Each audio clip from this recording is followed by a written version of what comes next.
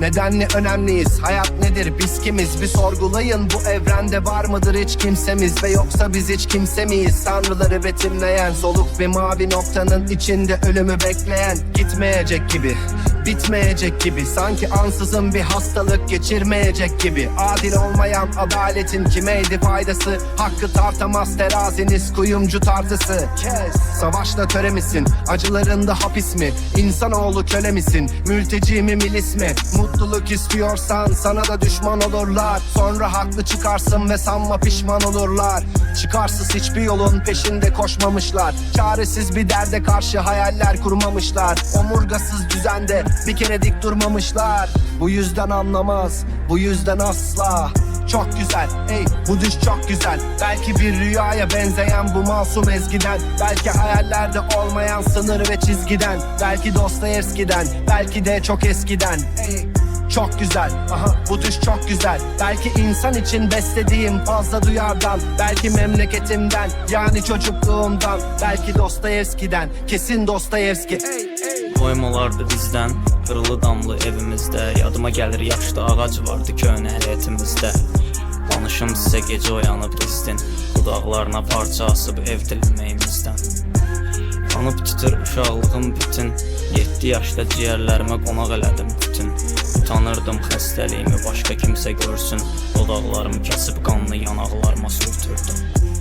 Bir tap olub çürü evimin poluna, yalvarıram mənlə olama, mənə olandan olma. Bəlkə göylər almaz məni, özüm qanlı tüpürcəyimi sürtürdüm köynəyimin qoluna.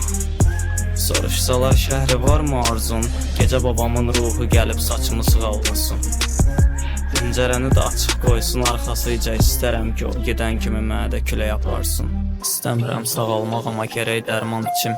Yolundadır görsün həkim, müalicəm keçir. Səhərə qədər tir-tir əsib diksinirəm, soyuqdur mənə, nə olsun ki döşəyim düz böyründədir peçin. Oynamaq istəyirəm hərdən orada, istanardı corablarım, meyl çəkir sorada. Buz kimi dondurma, bir də bol kremli torta.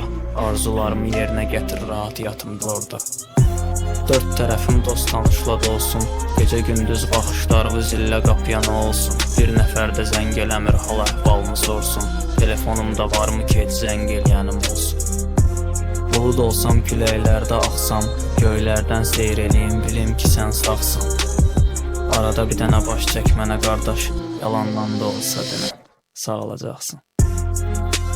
Bu düş çok güzel, belki bir rüyaya benzeyen bu masum ezgiden. Belki hayallerde olmayan sınır ve çizgiden. Belki Dostoyevski'den, belki de çok eskiden. Ey çok güzel, aha bu düş çok güzel. Belki insan için beslediğim fazla duyardan. Belki memleketimden, yani çocukluğumdan. Belki Dostoyevski'den, kesin. Çok güzel, ey bu düş çok güzel. Belki bir rüyaya benzeyen bu masum ezgiden. Belki hayallerde olmayan sınır ve çizgiden. Belki Dostoyevski'den, belki de çok eskiden. Ey çok güzel, aha bu düş çok güzel. Belki insan için beslediğim fazla duyardan. Belki Cemal Süreyya, belki Turgut Uyar'dan. Belki Özdemir Asaf, belki Nazım Hikmet Ran.